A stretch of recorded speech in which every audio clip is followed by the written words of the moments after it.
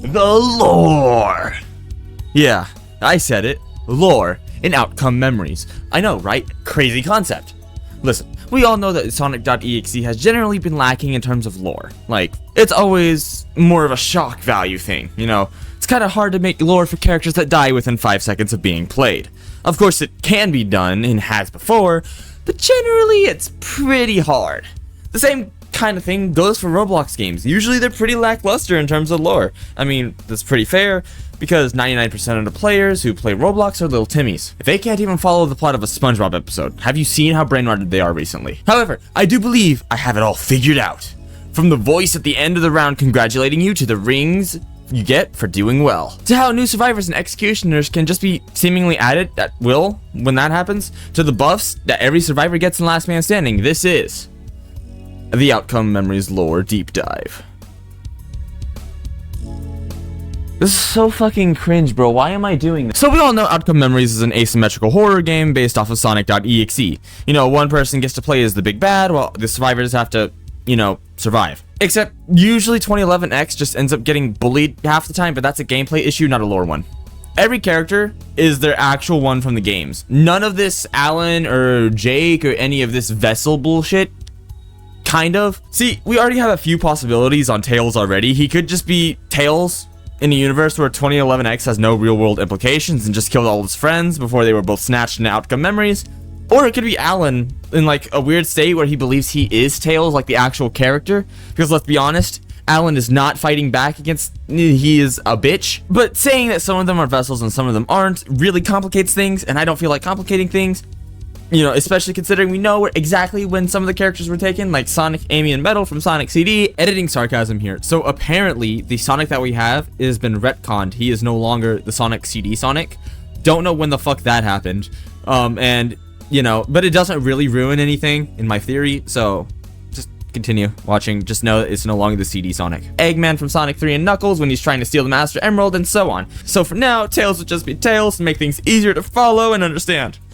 I also think that Cream came from Sonic CD2 because at the end of her LMS, you know, she talks to Sonic directly as if she's always known him as the hero. Neat little detail, I know.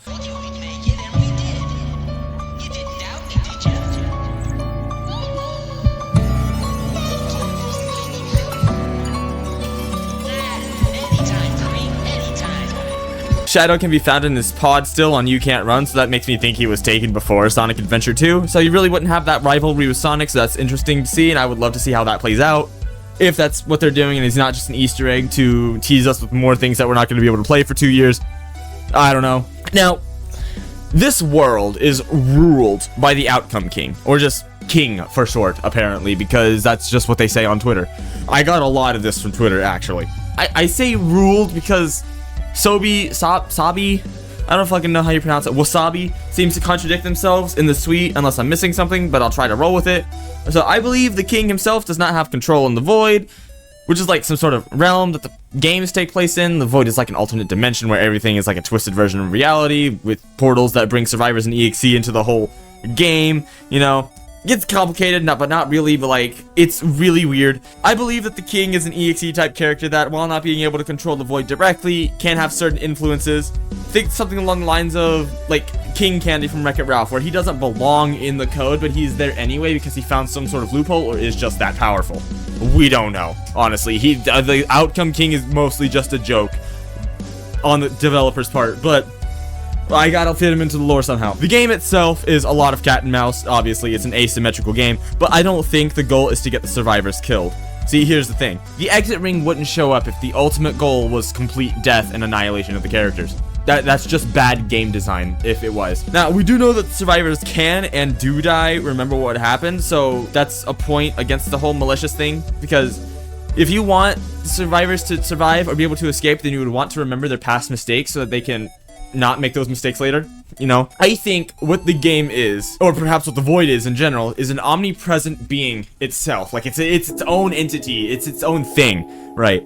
Like the realm has consciousness, right? That, because I haven't seen anything saying otherwise, and Sobi, I've looked on Sobi's Twitter timeline and I can't find anything, so we're gonna roll with it. And I say this because it spawns a ring. It brings survivors into the game to fight for their lives, and it, you know, that alone sounds intelligent in some way, you know, because like you gotta have intelligence to be able to open portals to your realm. That just makes sense, you know. Is that the void feeds off of emotions to keep its power.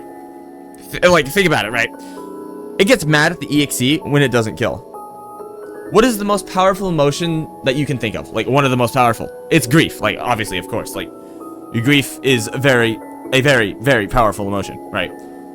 I think bringing all the survivors from the same time period would have been smarter if you wanted them to feel grief, because if you see someone die that you don't know, you're just gonna be like, oh, that's kind of sad. Yeah, so I actually don't personally think this is the case. I more subscribe to the idea that it's doing this for entertainment. Like, let's look at, like, ancient Roman gladiatorial fights, right? People used to fight to the death all the time for entertainment. Like, you know, because people were fucking messed up back then. It's the same concept, right? You put these Mobians against a metaphorical lion, and then you make them fight for your entertainment, which, you know, would also explain the thing at the end of the round where it congratulates you for doing good and chastises you for doing bad.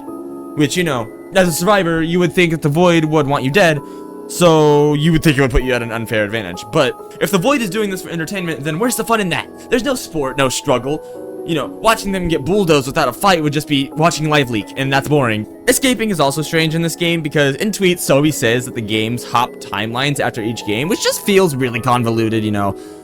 But if I have to go with that, because Sobi is like the main guy of the game, so if I have to go with that, I would say that the lobby area here could be the place between timelines. Think something like the Shattered Realm from Sonic Prime. You know, a safe place for when they're not actively fighting for their lives. That just feels like the most simple explanation to me, because otherwise you're gonna have to say, oh, but if they switch timelines, then you don't know if this guy's gonna remember that, but if he doesn't remember it, then that contradicts what they said earlier, because the survivors remember what they, if they die. So that's weird. So this is the best way I can think of that, where it puts everyone into the lobby after they die, or after they escape, and then from there they're transported to a different timeline, where this timeline is not really a timeline, but it's a different, like, world of events where they can have the map there, right? You know what I mean? And I think the king is an outsider that is just watching. Maybe he's studying the Void to get stronger or gain its favor. I don't fucking know yet. The king is not a very prominent character. We know he's there. He's been said to be there before, but we don't know why he's there, or if he's ever going to be like an actual thing in the game, other than like, oh, dev console, you know, hide and seek, you better hide. We've established that the Void might take this all as a game and entertainment, you know.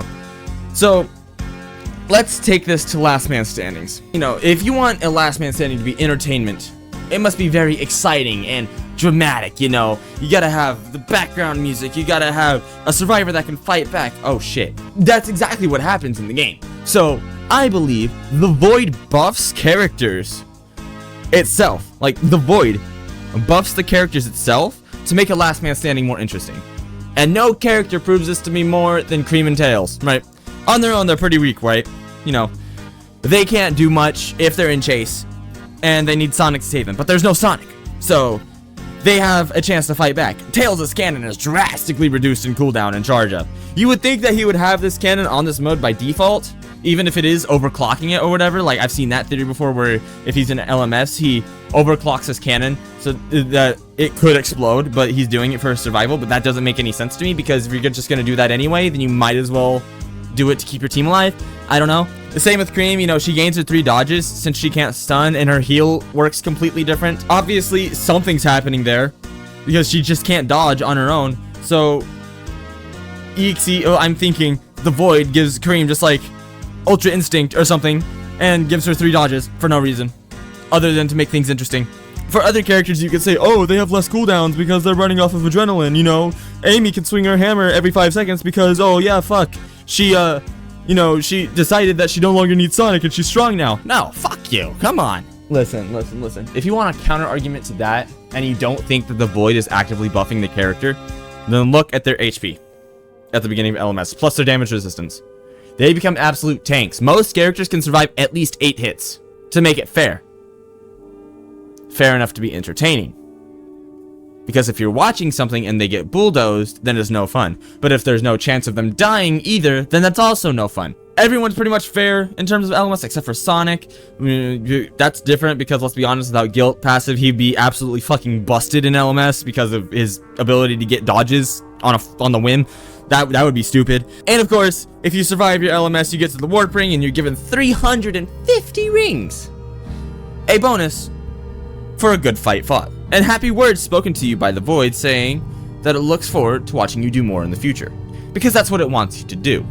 It wants you to do better so that it can all repeat and it can have its entertainment until it gets bored. And when it gets bored, he'll just add more to the roster, you know, new shiny playthings to have until the end of time. The Void also just seems to have the ability to change how things look. Like, it changed Colossus from this to this. Like, it has RTX filters. So obviously it has the ability to warp the looks of something. This also is most likely confirmed through cosmetics too. The ability to make Sonic red or Tails white. Though I think that these cosmetics are Tavern, you know, the guy that runs the shop, using the Void's like powers, maybe like this is his EXE power to change the survivors somehow. But like, I low-key could be lying to your face, and I just found this interesting. I don't know, but I do think that'd be pretty cool. Like, imagine it's Tavern, you know, this guy, he's a friendly EXE, and his only EXE power is he can change your DNA and make you slightly different color. Ooh, that'd be pretty cool. That'd be pretty sick. And then we get a really nice lore explanation to how cosmetics work. I'm just saying.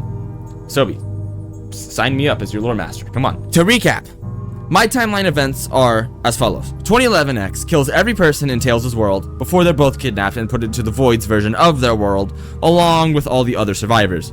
The Void forces them to play all these games for either entertainment or for nourishment, but the former seems more likely. To make things as fair as possible, he probably nerfs or buffs characters accordingly to make the struggle feel real without making it impossible. If a last man standing happens, the survivor in question is gigabuffed to allow them to be able to fight back against a godlike being on their own, and are allowed to out if they survive. If you do good, you're rewarded with the Void by compliments and rings to buy cosmetics from taverns so that you can at least suffer in style before doing it all again. And when he gets bored, he will add more people and more EXEs and more Mobians to make things interesting. This all makes really a lot of sense to me. The only weird, loose end right now, it seems, is the Outcome King itself, since it's really confirmed he doesn't really mess with anything. So I guess we're just gonna have to see how that ends up working out later. But everything else seems to be like nice, in a nice little bow. Fairly simple story, but it's a story that works. The realm wants entertainment, and it likes entertainment through blood sports, so it gets all these characters and forces them to fight, and then when it gets bored, it brings more people in. That just seems the most likely to me. But for right now, this is the absolute best I could do to make sense of like a Roblox lore that doesn't really give us too much in game. I had to rely a lot on Sobi on Twitter and, dear Jesus, the Outcome Memories wiki. Jesus Christ, that is not the place you want to go. And one more thing I do want to mention is that the voices is what Sobi says this is, like this, but that doesn't make much sense to me. Like, if this were the case, then the characters themselves would know they're being controlled by someone. Even if they aren't vessels, I can maybe see an argument for Tails, considering it isn't confirmed if he is Alan that thinks he's actually Tails, or if he is Tails. It makes much more sense, and you know, it flows with my theory that the Void wants the survivors to work together for entertainment, since we don't know the Void's motivations yet for doing this. It just flows a lot better, and I don't like having my theories taken away, so fuck you, Sobi. You know, I'm sorry, I didn't mean it. I love you, game. Please don't cancel me or ban me from your game, please. Besides, the voice that is given to the voices sounds malevolent. I can't see it being a survivor talking to the player like this is like, no, come on, let's be honest. Yeah, and that's basically the video. Yeah, I recorded this in 27 degrees in my room. I'm fucking freezing. So if you like the video, like it. If you dislike it, comment and subscribe. And thanks for watching. I'll see you in the next one. Jesus Christ, I can't feel my fingers.